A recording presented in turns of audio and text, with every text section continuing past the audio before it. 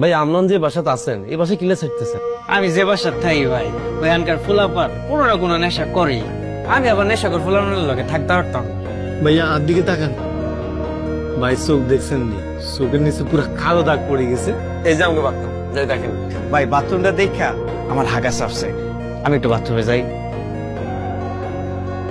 ও ভাইয়া আচ্ছা, চোখ দেখি তো মনে হচ্ছে একটা ব্যাগ খায়। ভাই আমি খালি একটু গান যাই খাই, আর কোনো নেশাই করি না।